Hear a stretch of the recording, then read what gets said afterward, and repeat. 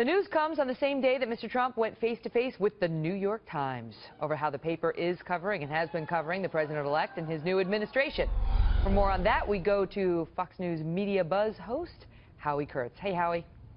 Hey, Megan. Donald Trump constantly criticizes what he calls the failing New York Times and then threatened a lawsuit during the campaign. So it was something of a surprise when he agreed to a meeting today. Even more of a surprise when he canceled it, tweeting that the paper had tried to change the terms and conditions and continues to cover me inaccurately and with a nasty tone.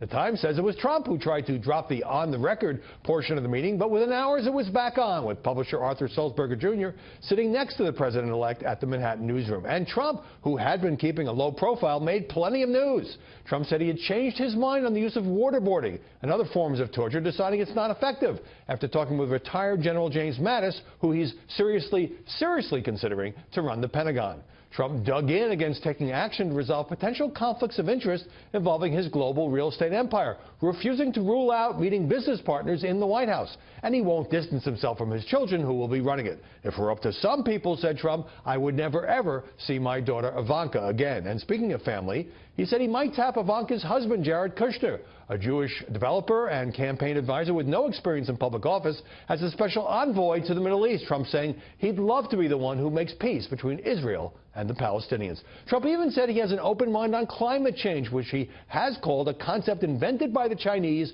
to hurt American manufacturing. In this interview, he refused to repeat his earlier position on abandoning the global climate agreement reached last year in Paris. And Trump appeared to back off his threat to loosen the libel laws, telling the Times folks, I think you'll be happy. Bottom line here, these comments will probably be welcomed by the Washington establishment, even by some Democrats, but could be seen as a betrayal by Trump's conservative base. In fact, the conservative site Breitbart, which had been run by Trump advisor Steve Bannon, ripped Trump for a broken promise for saying he's decided against seeking a special prosecutor for Hillary Clinton. The newspaper billed today's session as Trump, quote, tempered some of his most extreme campaign promises.